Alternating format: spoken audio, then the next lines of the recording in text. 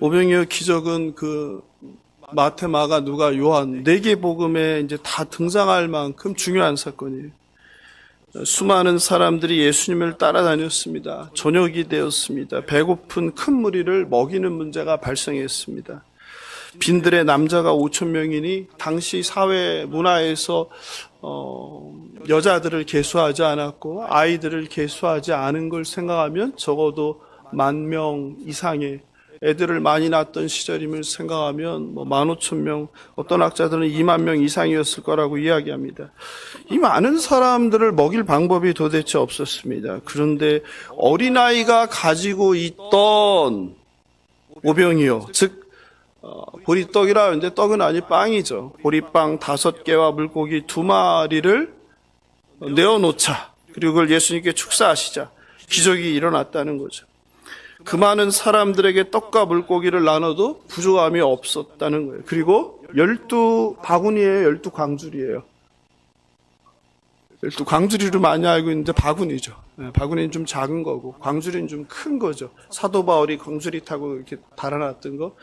또 사병이어가 나오잖아요. 사병이어에 나오는 4,000명을 먹인 사건이 있잖아요. 거기서는 이제 광주리인데 여기는 바구니죠.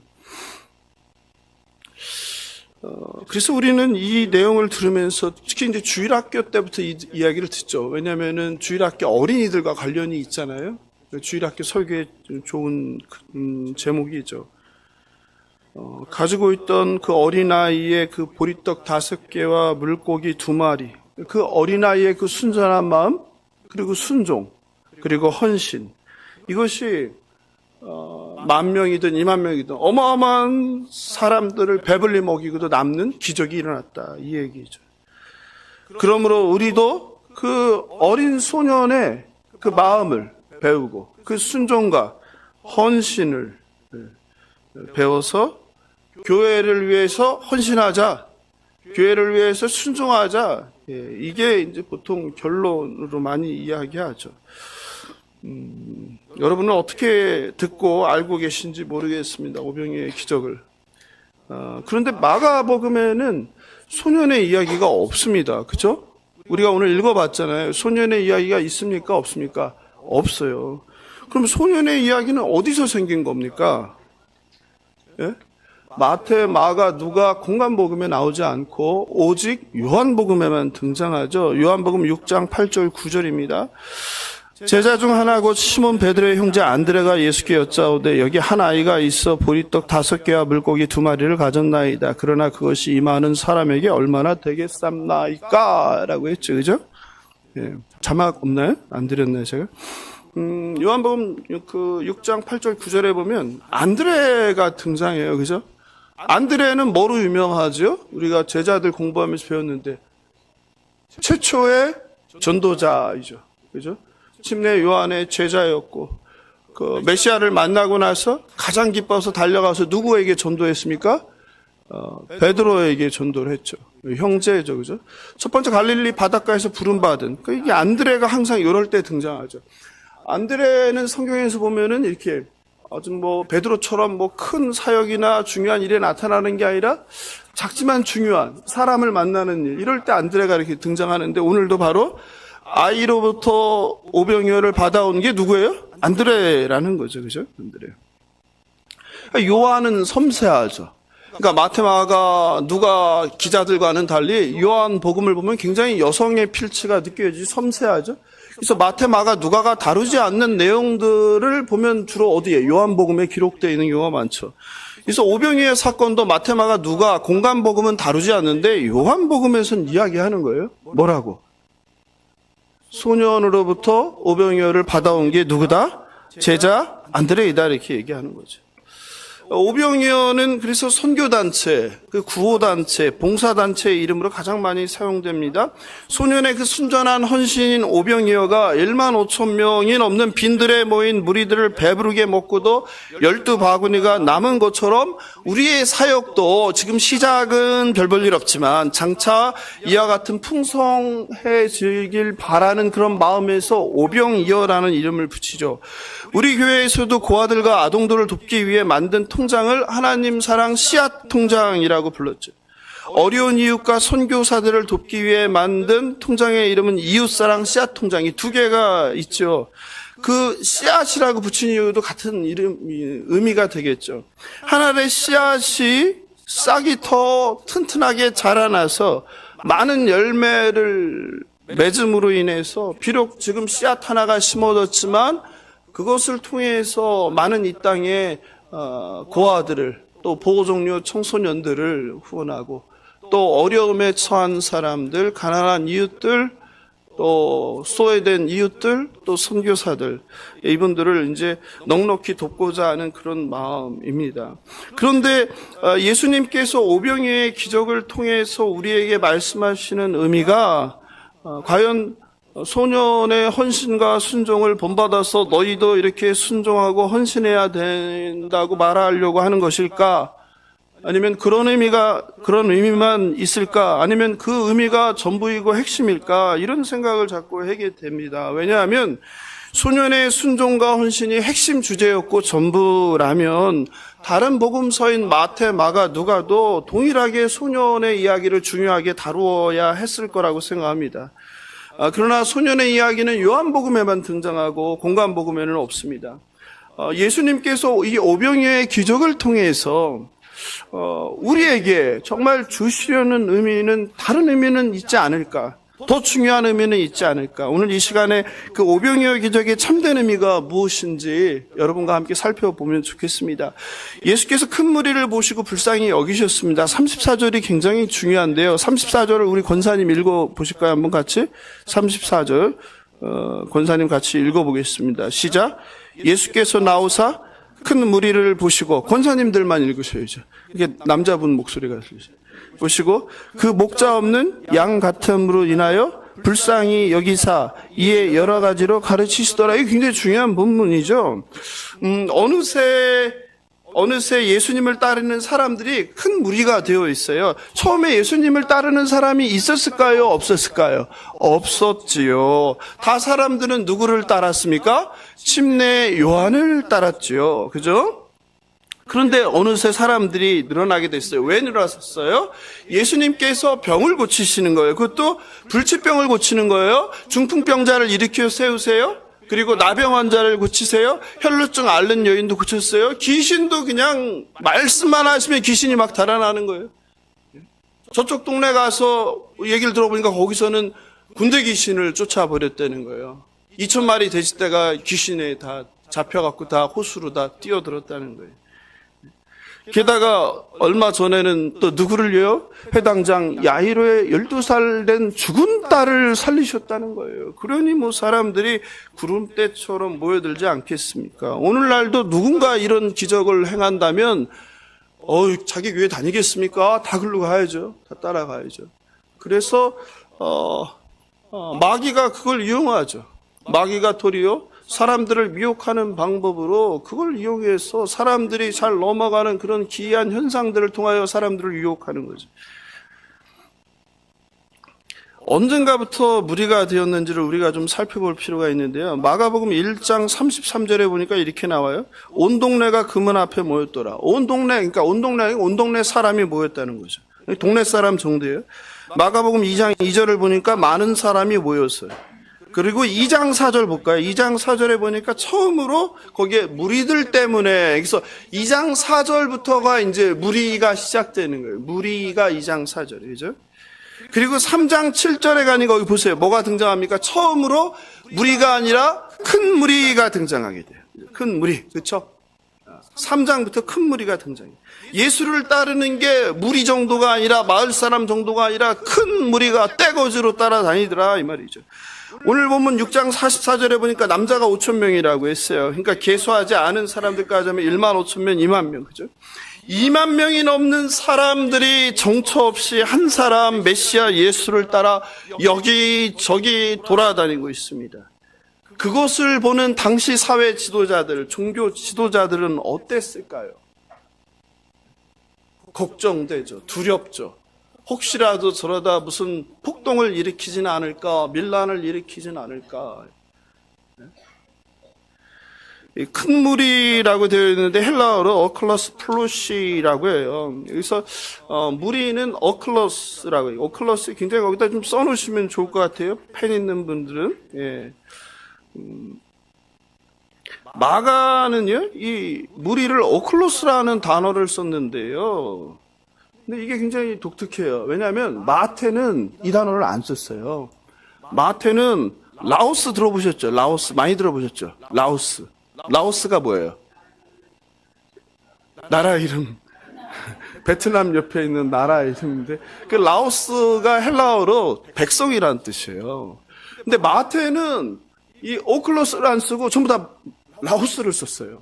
그래서 72역, 최초의 헬라어 번역 성경인 72역을 보면 이 라오스가 2000번이 넘게 쓰였어요. 그럼 마가도 라오스란 단어를 알았겠어요? 몰랐겠어요? 당연히 알았죠. 또 마태는 어떤 책을 보고 써요? 성경을 쓸 때 먼저 나온 마가복음을 보고 쓰잖아요. 그러면 마태도 뭘 써야 돼요? 오클로스를 써야 되는데 마태는 뭐를 썼다? 라오스를 썼다. 그러니까 의도적이라는 거죠. 그럼 의도적이라는 것은 그 오클로스에 우리가 그냥 무심코 지나가기 쉬운데 중요한 의미가 있다라는 것을 우리는 묵상해야 되겠죠. 왜 오클로스를 썼을까? 왜냐하면 그 백성이라는 라오스가 이스라엘 민족 중심적이라는 데 있어요. 그러니까 마태는 유대인을 위한 복음을 썼으니까 당연히 유대인을 생각하면서 라오스 백성, 하나님의 거룩한 백성, 이 단어를 쓴 거죠. 반면에 마가는 우리말로 번역하면 민중에 가까워요. 민중. 요즘은 잘 안 쓰는데 한때 민중이라는 말을 많이 썼거든요. 민중 들어보셨어요? 민중. 예, 민중. 이게 이제 오클로스여야 돼요. 마가는 의도적으로 이 민중이라는 오클로스라는 단어를 쓴 거예요. 그럼 이 오클로스, 이 무리, 큰 무리는 어떤 사람들일까요? 거기에 예수님께서 힌트를 주시죠. 뭐라고 했습니까? 그들을 보시고 목자 없는 양이에요. 목자 없는 양. 목자 없는 양이라는 게 당시에 누굴 이야기할까요? 예? 유대인의 회당에 들어갈 수 없는 사람들이죠. 회당에는 아무나 들어가지 못하죠. 성인 남자, 여자도 못 들어가죠. 어린이도 못 들어가죠. 이방인도 못 들어가죠. 또 누가? 부정한 사람들도 못 들어가죠. 가난한 사람들, 병든 사람들, 세리, 창녀, 버림받은 사람들, 차별받는 사람들, 무시되는 사람들, 소외된 사람들 못 들어가죠.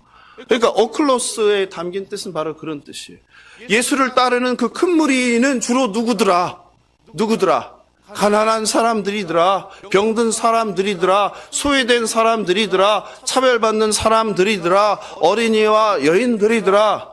유대인의 회당에 들어갈 수 없는 유대인들이 무시하고 깔보는 그런 사람들이 바로 오클로스라는 거예요. 마가는 그래서 굳이 오클로스라는 단어를 쓰는 거예요. 예수를 따르는 사람들이 그런 사람들이라는 거예요.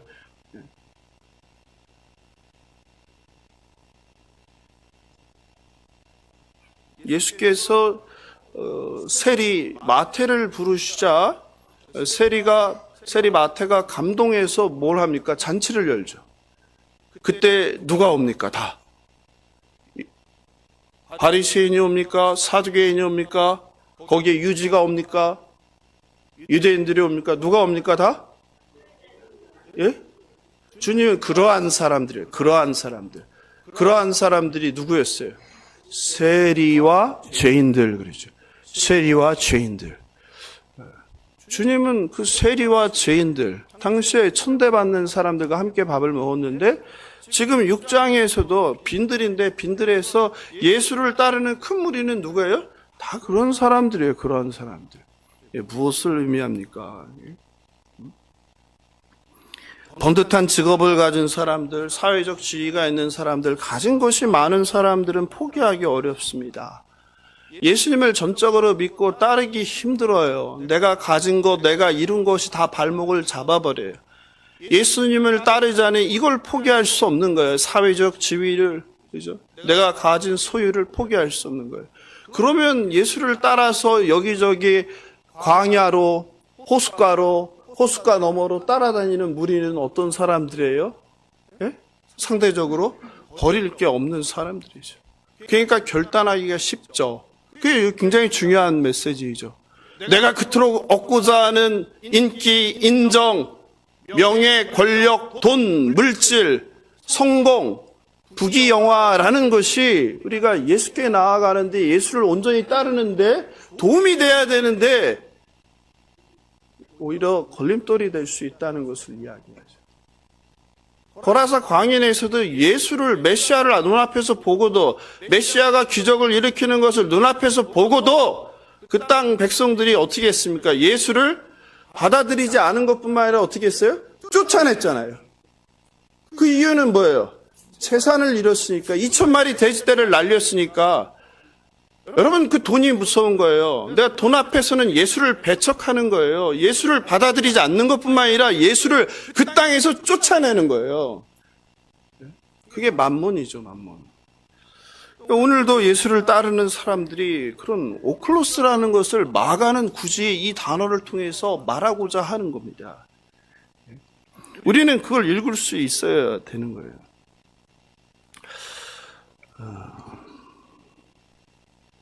그러니 이들을 바라보는 예루살렘의 종교 지도자와 사두개 바리새인들, 로마 관리들 입장에서는 얼마나 불편한 존재들이었겠습니까?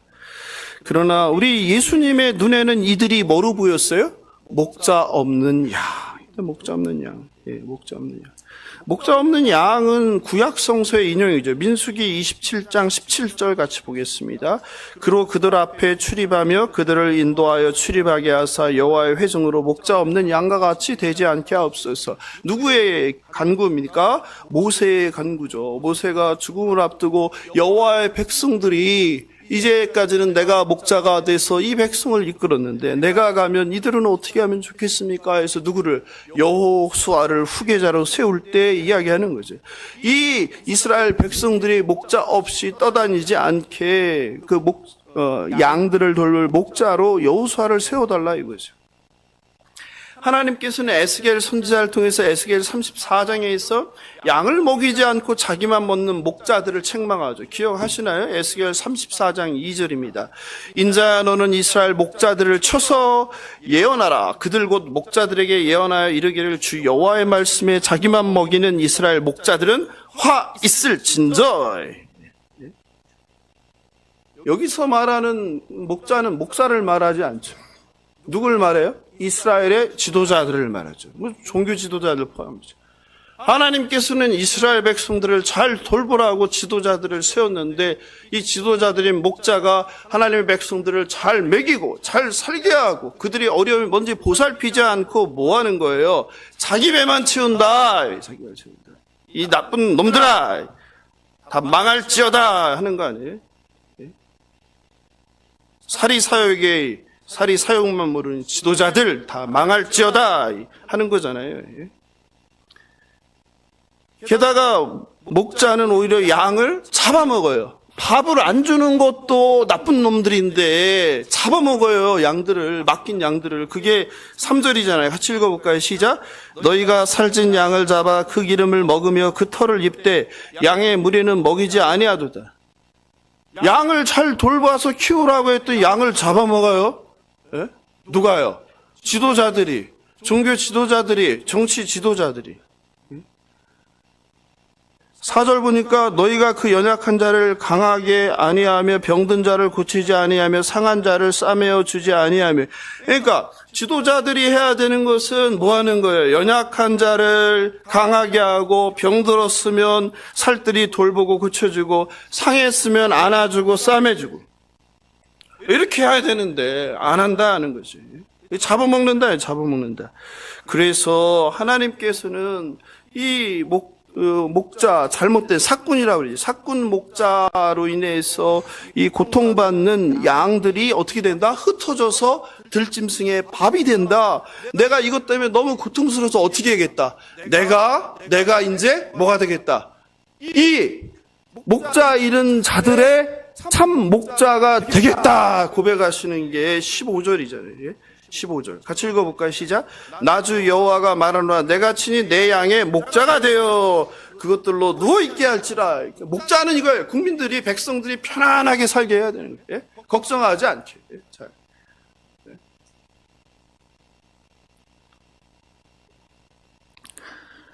16절에서 그 잃어버린 자를 내가 찾으며 쫓긴 자를 내가 돌아오게 하며 상한 자를 내가 싸매어 주며 병든 자를 내가 강하게 하려니와 살찐 자와 강한 자는 내가 멸하고 공의대로 그것들을 먹이라. 공의가 나오죠. 그죠? 하나님의 공의. 하나님의 통치 원리죠. 그러므로 오병이의 사건은 사실 기적 이전에 이런 놀라운 의미가 있는 거예요. 예수께서 뭐가 된다는 거예요? 구약 말씀을 성취했다는 거예요. 어린이의 순종을 본받아라가 아니라 구약에서 말한 내가 참 목자가 되겠다고 말씀하신 그 예언의 말씀이 어디에서? 복음서에서 성취된 사건이에요. 이 오병이어는. 그래서 내가 이 불쌍한 무리들, 그러한 사람들의 내가 참 목자가 되겠다 이거죠.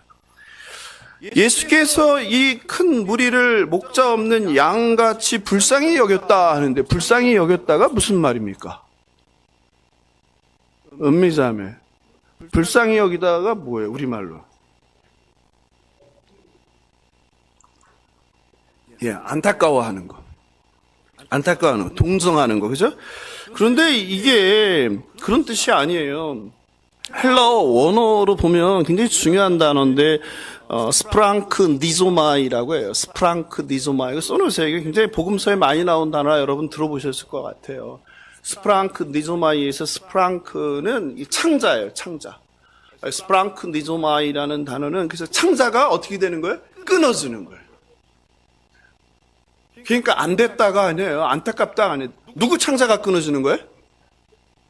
누군가를 보고 어떤 상황을 보고 그 사람이 끊어지는 게 아니라 내 창자가 끊어지는 거예요. 그 사람의 고통이 나의 고통이 되는 게 불쌍히 여기다. 그러니까 불쌍히 여기다 표현이 너무 약하죠. 원래 헬라어를 보면 창자가 끊어지는 고통, 장이 끊어지는 게 아니라 뒤틀리기만 해도 죽을 것 같잖아요. 응급실로 바로 가지 않으면 큰일 나잖아요. 탈장이 나면. 근데 창자가 끊어지는 거예요. 창자가 들락날락하는 거예요. 이게 스플랑크 리조마이라는 단어의 원래 뜻이에요. 불쌍히 여기다. 누가 그랬다는 거예요? 이 목자 없는 양같이 떠도는 사람들을 보면 누가? 예수님이. 왜냐면 여러분, 예수님이 이런 마음을 누구에게요?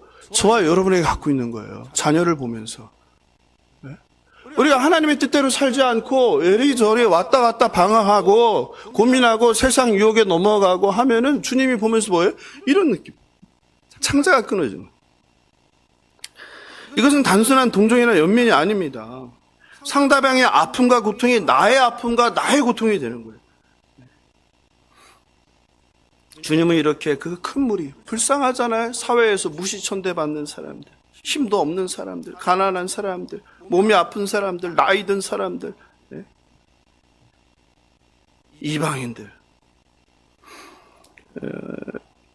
이 불쌍히 여기다가 바로 뭐의 시작이다? 기적의 시작이다, 여러분. 여러분, 불쌍히 여기다가 기적의 시작인 거예요. 마가복음 1장 41절에 보면 거기 나오죠. 예수께서 불쌍히 여기사 손을 내밀어. 누구를 고치는 장면이에요? 중풍병자를 고치는 거 아니에요? 나병 환자였죠? 나병 환자죠, 그죠? 나병 환자를 고치는 장면이죠. 네? 믿음이 기적을 낳기도 하지만 뭐가 난다? 예수께서 불쌍히 여기시는 게 기적의 시작이라는 거예요. 하나 더 볼까요? 마가복음 5장 19절. 가까우니까 찾아서 읽어볼까요? 마가복음 5장 19절 시작.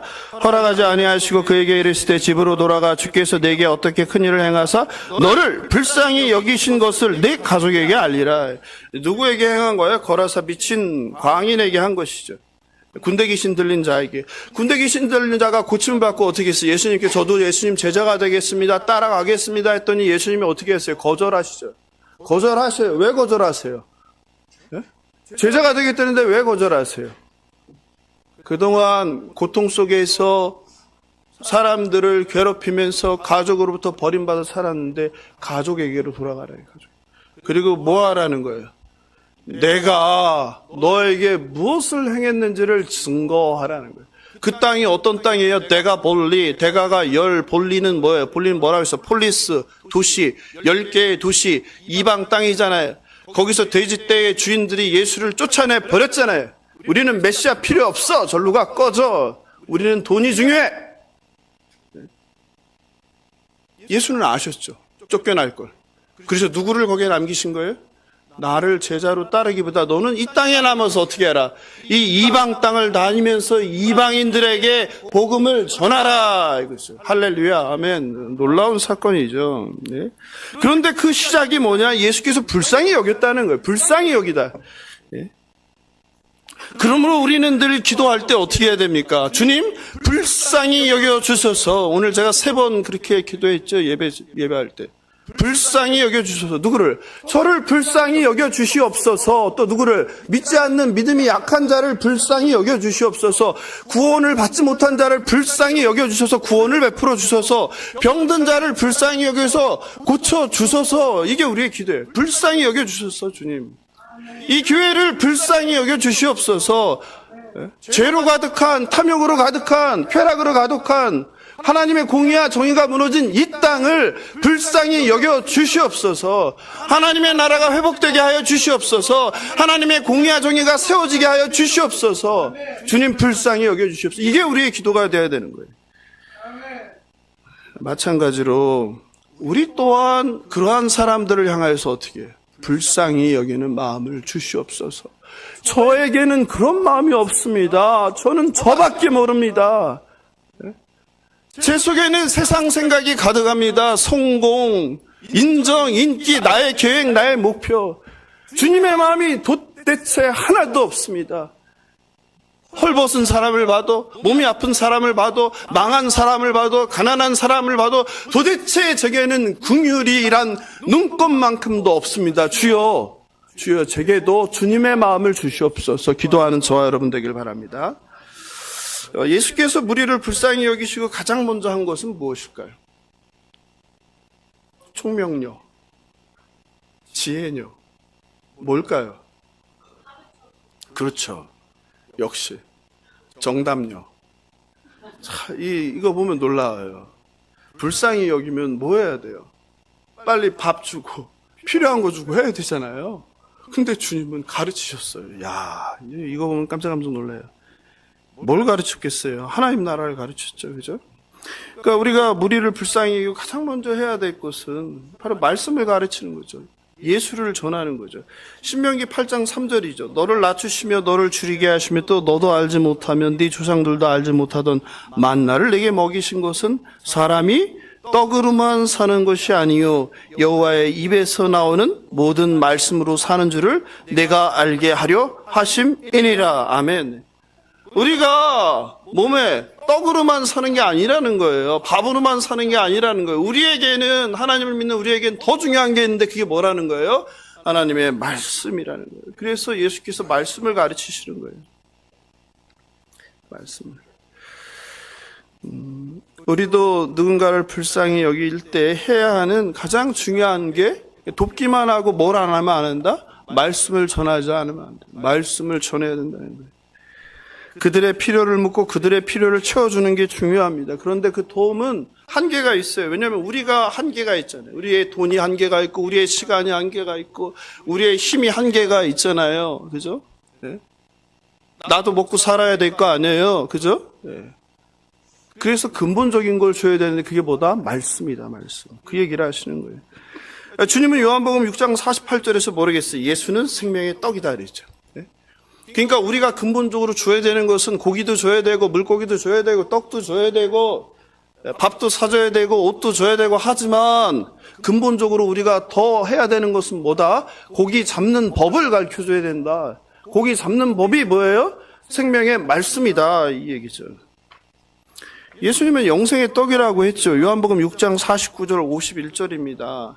너희 조상들은 광야에서 만나를 먹었어도 죽었거니와 이는 하늘에서 내려오는 떡이니 사람으로 하여금 먹고 죽지 아니하게 하는 것이라. 51절 같이 읽어볼까요? 시작.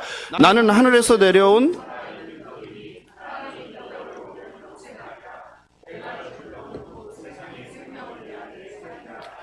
그러니까 주님, 예수님이 떡이고 예수님을 먹어야 영생을 얻는다는 거예요. 그러니까 우리가 줘야 되는 건 뭐예요? 예수님을 줘야 되는 거예요. 예수님이 생명이고 예수님이 떡이고 예수님이 말씀이기 때문입니다. 불쌍히 여기는 사람이 있다면 생명의 떡, 영생의 떡, 예수를 전하시길 바랍니다. 그때 시간은 날이 어두워졌습니다. 장소는 빈들 광야입니다. 밤이 온다는 것은 무엇을 의미합니까? 아무것도 없는 빈들이라는 것은 무엇을 의미합니까? 서글픔이죠. 위험이죠. 위기이죠. 그래서 가난한 사람들에게는 뭐가 제일 두려운 거예요? 겨울이 두려운 거죠. 겨울밤이 두려운 거죠. 게다가 배가 고픕니다. 제자들은 빨리 무리를 보내 밥을 먹게 하면 좋겠다고 건의합니다. 그런데 예수님은 제자들에게 너희가 먹을 것을 주라 라고 합니다. 여기 보시죠. 37절 같이 읽어볼까요? 시작. 대답하여 이르시되 너희가 먹을 것을 주라. 이게 무슨 말씀이에요? 제자가 제자한테 돈 맡겨놨어요? 제자에게 빵 맡겨놨어요? 어차피 같이 떠도는 그지들 아니에요? 예? 거지들이에요. 예. 차림새 좋게 넉넉하게 수레에다 잔뜩 음식 싣고 다녔을 것 같아요? 거짓대들이에요. 영화 같은 데서 너무 멋지게 나와서 그렇지 거짓대죠.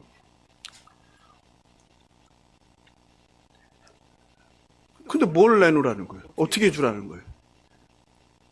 정답요.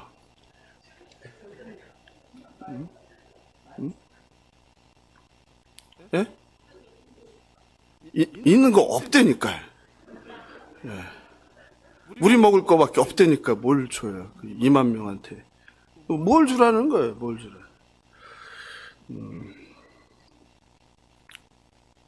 그러니까 제자들과 다른 예수님을 우리는 여기서 봐야 돼요.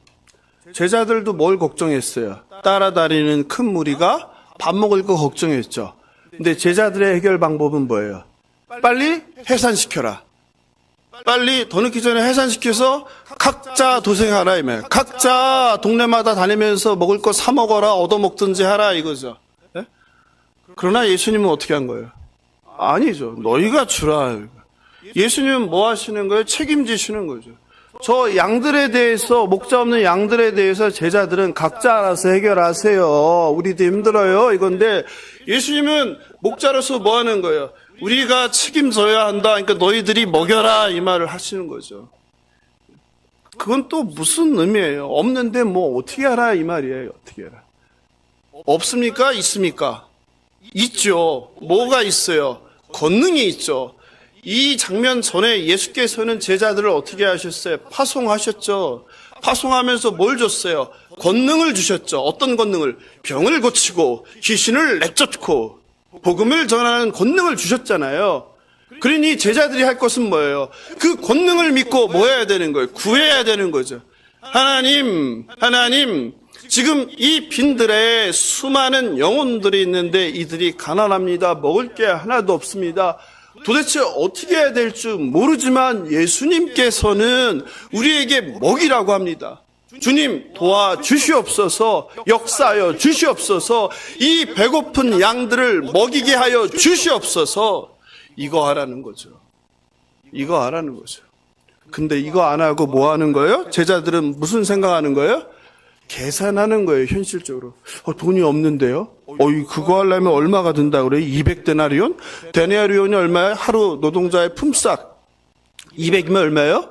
200. 하루 노동자의 품삯을 요새 올라서 공사장 같은 데서 30만 원도 준다고 하는데 그렇지 않은 사람들, 몸이 약한 사람들 일하는 거 생각하면 10만 원, 15만 원 생각하면 얼마? 15만 원 생각해도. 우리 계산 잘 하시는 장영숙 집사님. 15만 원이면은 얼마예요? 15만 원 200 곱하면은 얼마가 돼요? 예? 300이에요? 큰일 났는데 사업하시면 안 되겠는데? 예. 3천이죠? 예, 3천만. 3천만 원이 어디 있어요, 주님? 이러시는 거예요. 예? 아니, 우리가 먹을 거 숨겨놓은지 아세요? 예? 뭘 말씀하세요? 우리의 모습이죠. 우리가 주님의 나라를 위해서 일할 때 항상 뭐 하는 거예요? 이렇다는 거예요. 주님이 하실 일을 기대하지 않는다는 거예요. 주님께서 우리에게 주신 권능을 사용하지 않는다는 거예요. 그리고 뭐 보는 거예요? 통장이 얼마 있는지, 우리 자원이 얼마 있는지. 이 계산하는. 그래서 안 돼. 할 수 없어. 그 얘기하는 거예요. 그래서 주님한테 얘기하는 거죠. 내가 무슨 돈 갖고 있는지 아세요? 우리가 일할 사람이 있는지 아세요? 왜 저한테 그래요? 이렇게 따지는 거예요. 우리의 모습을 얘기하는 거죠. 마가복음 6장 7절에 보면 나오죠. 12제자를 부르사 둘씩 보내시며 더러운 귀신을 제어하는 권능을 주시고. 권능을 주셨어요. 그러니까 너에게 권능 이미 줬으니까 너희가 해봐 이 말이야. 너희가 먹여봐 이 말이야. 안 된다고 하지 말고, 돈 없다고 하지 말고, 먹을 게 없다고 하지 말고, 이걸 우리가 어떻게 해요? 라고 하지 말고 해봐, 기도해봐, 구해봐. 그러면 하나님께서 역사하신다니까 이 말씀을 하시는 거죠.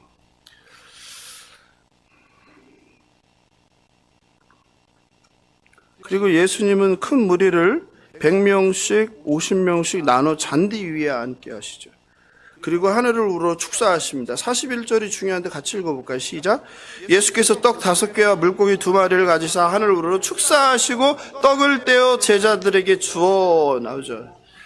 예, 그랬는데 얼마가 남았다는 거예요? 다 그냥 대충 먹은 게 아니라 양보하면서 적당히 내가 다 먹으면 안 되니까 참으면서 먹지 않고 배가 터지게 먹었다는 거예요. 그런데도 뭐가 남았다? 12바구니가 남았다. 그러니까 마가는 계속 12를 쓰는 거예요. 뭐 12의 혈루증 앓는 여인, 12살 된 야이로 회당장의 딸, 그리고 또 뭐 12바구니, 12제자, 이스라엘 12지파 계속 쓰는 거죠. 계속 떠오르게 하는 거죠. 그리고 떡을 먹은 남자만 몇 명? 어른만 5천이었더라. 초자연적 기적입니다. 믿기 힘든 기적입니다. 여러분은 이 기적을 어떻게 생각하십니까? 믿으세요? 못 믿는 분 한번 손가락만 올려보세요. 아, 이거 도저히 안 된다. 그럼 오시면 제가 믿을 수 있는 방법을 알려드리겠습니다. 솔직하세요. 믿기 힘들죠? 네. 누가 했었어? 안 믿어줘요? 예배 후에 제게 오시기 바랍니다. 솔직한 고백이에요. 믿어주지 않나? 또 있네. 2명. 개인 레슨. 여기 손가락 못 들었는데 또 계실 거예요. 여기 찬양대 속에도 또 그런 사람이 숨어 있지 않을까. 여러분 솔직해야 돼요. 모르면 모르겠다. 안 믿어주면 안 믿어. 그래야지 해결이 돼요. 무조건 믿으라는 참 이게 좋지 않은 방법이에요. 생각해야 돼. 생각하면서. 2000년 교회사에서 오병이어 기적을 예수님의 초자연적 기적으로 그대로 믿기만 하지는 않았습니다. 더 많은 사람들이 믿지 못했습니다. 그리고 이 기적은 아마 뭔가 다른 뜻이 있을 텐데 고민한 사람들이 많았어요. 그리고 이것을 어떻게 하면 이해할 수 있게 합리적으로 설명할 수 있을까? 이해할 수 있을까? 고민들을 많이 했어요. 사실 하나님께서는 세상을 통치하신가 풍랑을 잠재울 수 있을 것 같죠? 예? 갑자기 이상해졌어요. 아니, 하나님이 통치하신가 풍랑을 잠재우시잖아요. 그리고 전지전능하시니까 모든 병을 고칠 수 있죠. 당연히 사단은 뭐 그냥 작살낼 수 있죠. 심지어 죽은 사람도 살릴 수 있죠. 생사화복을 주관하시니까. 오히려 이런 건 믿겠어요. 근데 이 떡 5 빵덩어리랑 물고기 2마리를 생각해보면 그냥 이걸 잘 믿는 분도 있는데 어떤 분들은 생각이 많아져요. 질문이 많은 분들은.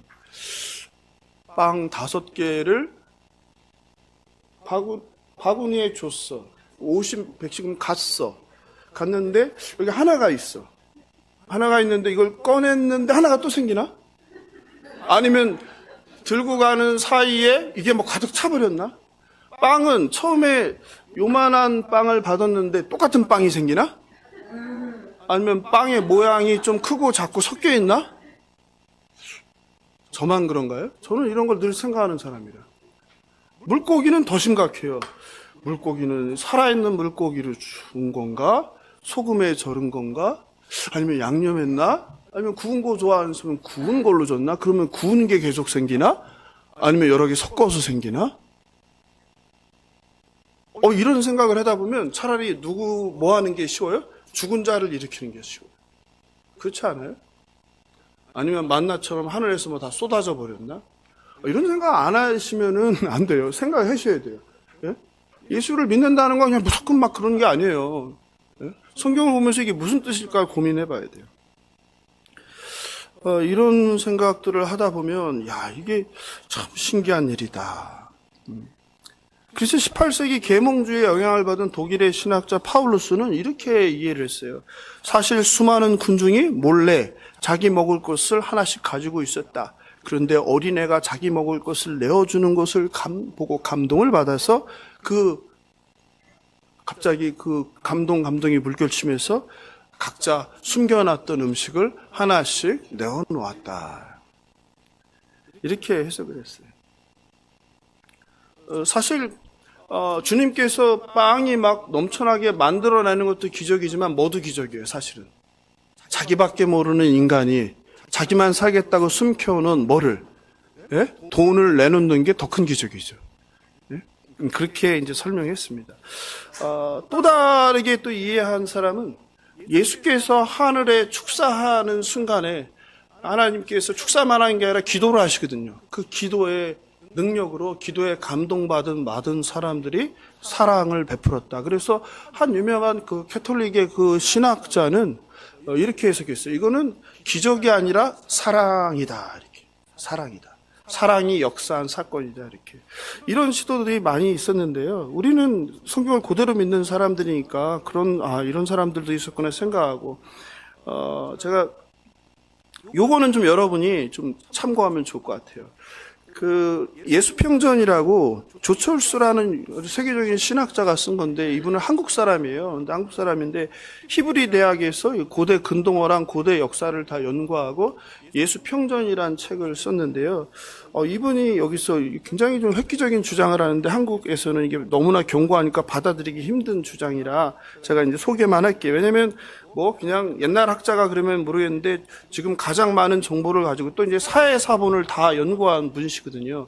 이분이 이제 사회사본 발견되고 그 쿰란 공동체 그 글을 이분은 다 읽을 수 있는 분이니까 그걸 연구하고 있어요. 이 책을 통해서 그런 얘기를 하세요. 그래서 한번 참고해 보시면 좋을 것 같습니다. 마가복음 6장 44절입니다. 마가복음 6장 44절에 여기 5,000명 동그라미 치시면 되겠어요. 5,000명. 이분의 주장은 이 5,000명이 오역이라는 주장이에요. 왜 그러냐면은 아람어 성경이 있어요. 예수님이 쓰시던 언어가 뭐예요? 당시에 아람어 썼죠. 아람어. 예수님 당시에 아람어 썼어요. 유대인들이 거기서. 그러니까 아람어 성경이 있는데 그 아람어 성경을 이렇게 보면은 5,000명이라고 되어 있지 않고 5,000으로 되어 있다. 5,000. 이 5,000을 히브리어로 하메쉐트 알라핌, 좀 어려운데 그냥 기억 안 하셔도 돼요. 하메쉐트 알라핌이라고 하는데 이 히브리어도 그렇고 아람어도 그렇고 특징이 있는데 뭐가 없어요? 글자에 모음이 없어요. 모음이 없어서, 그러니까 한글은 대단한 거예요. 모음이 다 있잖아요. 우리는 보면 다 읽을 수 있잖아요. 그러니까 히브리어나 아람어는 모음이 없어서 그걸 보고서 알아서 읽어야 돼요. 그래서 누가 필요한 거예요? 랍비 선생님이 필요했던 거예요. 그러다 보니까 이 하메쉐트 알라핌을 그 모음이 없으니까 하메쉐트 알라핌으로 읽을 수 있지만 다르게 하메쉐트 알루핌으로 읽을 수 있다는 거예요. 그런 경우에 이 5,000이 이 1,000이 뜻이 뭐냐면 천부장이란 뜻이에요. 천부장. 그러니까 5,000이 무슨 뜻이에요? 5명의 천부장. 5명의 천부장. 그런 뜻이라는 거예요. 지금 본문에 보면 몇 절이에요? 40절에 보면 그 예수님께서 수많은 군중을 어떻게 모았어요? 100명이니까 여기에 누가 있어요? 100명? 거기에 지도자? 100부장. 50명에는 누가 있어요? 지도자? 50부장. 이렇게 그 무리들을 조직화했다는 거예요. 이렇게 50명씩, 100명씩. 그리고 그 더 큰 조직을 통솔하는 리더로서 누가요? 천부장 5명을 이제 불러냈다. 그리고 그들에게 축사를 하시고 뭐하고 떡을 나눠줬다. 이 성찬을 했다. 이런 뜻이에요. 그래서 굉장히 이제 획기적인 그 연구와 획기적인 성과인데 이거를 뭐 하기가 힘들죠. 한국교회에서 이런 얘기를 할 수가 없으니까 그냥 묻혀버렸죠. 다만 이제 제가 봤을 때는 뭐 저보다 더 대단한 학자이고 또 한국이 나온 좀 세계적인 학자이고 이스라엘에서 평생을 이제 그쪽 문헌과 그쪽 우리는 번역서들을 보지만 이분은 뭘 본 사람이에요? 원전에 가까운 각종 아람, 이 그쪽 히브리어 이걸 다 보고 한 사람이니까 좀 한국교회에서는 알려지지는 않았습니다. 그래서 제가 이 책을 좀 소개합니다. 이분이 이제 마가복음 6장 39절 40절을 개인 사역을 했는데 한번 같이 보겠습니다. 예수는 제자들에게 명령하여 각자 동료들끼리 풀밭에 앉게 했다. 100명의 동료지간에 100부장과 50명의 동료지간에 50부장이 끼리끼리 자리를 잡았다. 예수께서는 5개의 빵과 물고기 2마리를 들고 하늘 향해 쳐다보며 축복하고 빵을 떼어 그의 제자들, 누구예요? 바로 앞에 있는 천부장들에게 나눠줬다. 그리고 그들이 나누게 했다. 이런 것이죠. 이렇게 이제 해석을 한 학자도 있었다. 그리고 이 사람이 자랑스럽게도 대한민국 사람이다. 이걸 여러분이 참고해 보시면 좋을 것 같습니다. 그렇다면 이제 이 놀라운 오병이의 기적은 우리에게 무엇을 의미할까? 그동안 우리가 아는 것처럼 그냥 하나님의 놀라운 기적, 하나님이 그 어린이의 그 순종을 받은 사건, 이 정도였는데 진정 이 오병이의 기적이 우리에게 뭘 말하려고 할까? 첫째는요, 제자들의 실패죠. 제자들의 실패요. 예수께서 제자들에게 사역을 감당할 권능을 주셨습니다. 그러나 그들은 여전히 초자연적인 능력이 필요한 순간이 되면 뭘 봤어요? 자신의 한계를 지닌 몸을 봤다는 거죠. 하나님, 한계가 없으신 하나님, 전능자, 전지사, 초자연적인 능력을 행하시는 하나님을 믿기보다는 그냥 육신의 한계에 갇혀버렸다는 거죠. 저와 여러분도 사역을 할 때 하나님의 이런 초자연적 능력을 구하기보다 현실의 한계에 갇혀 포기하지 않나 생각하게 하는 것입니다. 둘째는 예수가 참 목자라는 거죠. 예수께서는 모든 것을 버리고 예수님을 따르는 큰 무리와 그들을 목자 없는 양으로 불쌍히 여기십니다. 그리고 친히 그들의 목자가 돼서 영의 양식인 말씀을 가르치고 또 말씀뿐만 아니라 뭘 주십니까? 육의 양식을 주시죠. 그래서 우리는 영의 양식만을 강조하는데 그렇지 않은 거예요. 뭐도 중요한 거예요? 육의 양식이 중요한 거예요. 먹고 사는 게 중요한 거예요. 예수님은 그걸 아신 거예요. 그래서 단순히 양을 돌본다는 것은 뭐예요? 하나님의 영의 양식인 말씀을 가르치는 것뿐만 아니라 뭐까지 해야 되는 거예요? 육의 양식도 돌봐줘야 되는 거예요. 여러분, 주님의 마음이 그런 마음이에요. 그리고 이제 중요한 게 41절에 축사했죠. 이게 제일 중요한 의미인데요. 뭘 의미합니까? 우리는 축사하시는 순간 뭐가 떠올라요? 우리가 성탄절에 했던 성찬이 떠오르는 거예요. 성찬. 여러분, 놀라운 사건인 거예요. 이거는 광야에서 누구에게? 당시 유대인들에게 구원을 받지 못한 구원 밖에 있는 떼거지들을 모아놓고 뭐 한 거예요? 구원으로의 초대한 사건이에요. 진짜 구원받은 자들은 누구다? 너희들이 무시하고 천대하는 더럽다고 피해 다니는 이 더러운 사람들이, 부정하다는 사람들이 사실은 뭐다? 하나님 나라의 공동체 안에 들어오고, 정작 너희들은 하나님의 백성이라고 라오스라고 자랑하는 너희들은 뭐다? 구원에 밖에 있는 사람들이다라는 선포죠. 성찬이 진행돼요. 성찬이. 우리는 이 본문 오병이어를 통해서 이걸 바라볼 수 있어요. 최초의 광야의 성찬 공동체가 탄생한 사건이다.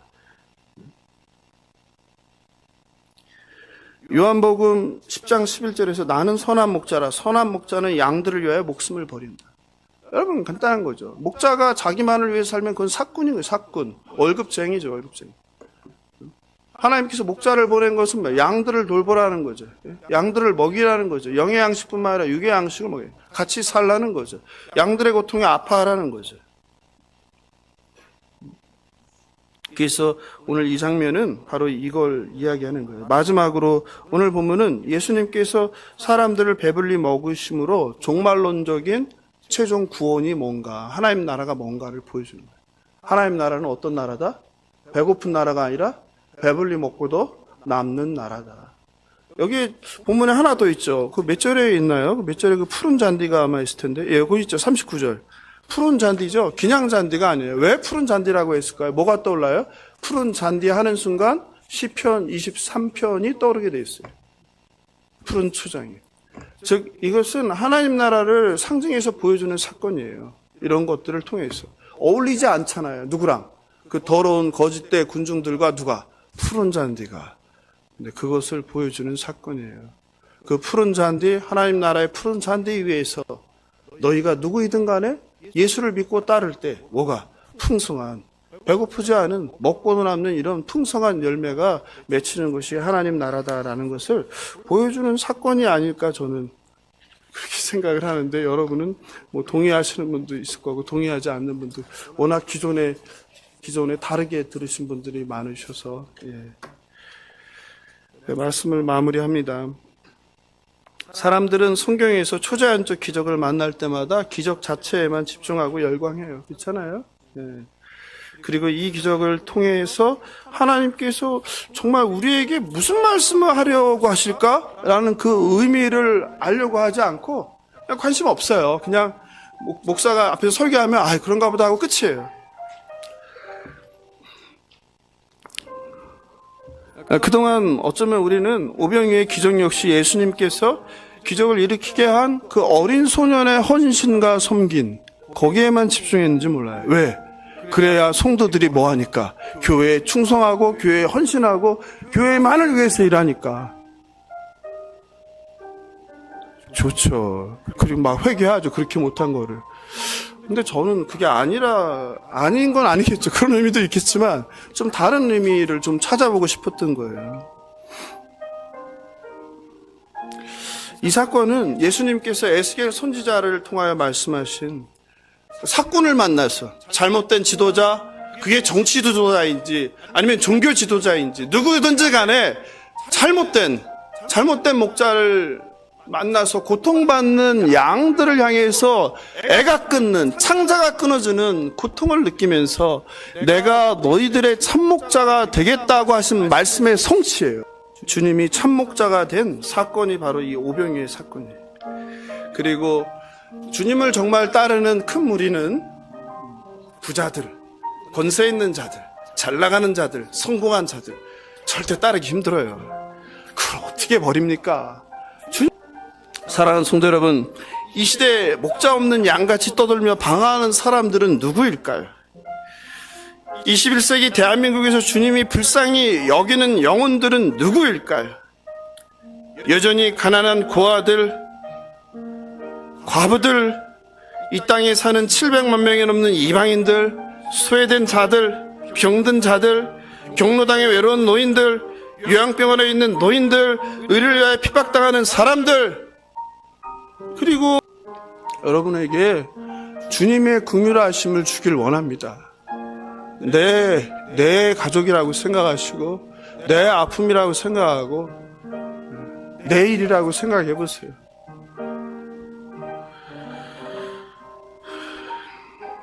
예수님은 저와 여러분에게 이 시대에 목자 없이 방황하는 영혼들을 향한 긍휼, 그들의 고통을 나의 고통으로 생각하는 스프랑크 디즈와이, 불쌍히 여김, 이것이 필요합니다. 그리고 그들에게 말씀으로 가르치고 그들을 배불리 먹이고 돌보는 목자가 너도 되라, 목자가 되라 말씀하십니다. 이제 내일 2024년 새해가 시작됩니다. 저와 여러분을 통해 목자 없는 양 같은 이 시대 많은 불쌍한 영혼들에게 오병이어의 기적이 저와 여러분으로부터 시작되길 주님의 이름으로 축원합니다. 함께 일어나셔서 말씀 생각하면서 찬송가 지금까지 지내온 것 함께 부르겠습니다.